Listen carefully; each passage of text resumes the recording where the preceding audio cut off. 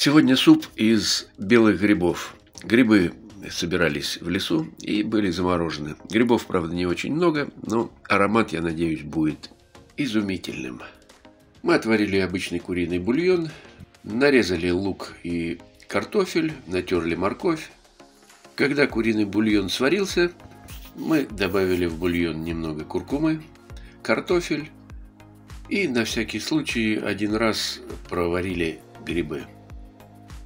Далее грибы пошли в бульон, 2 ложки риса, зажарка из лука и моркови. Зажарку сделали на сливочном масле.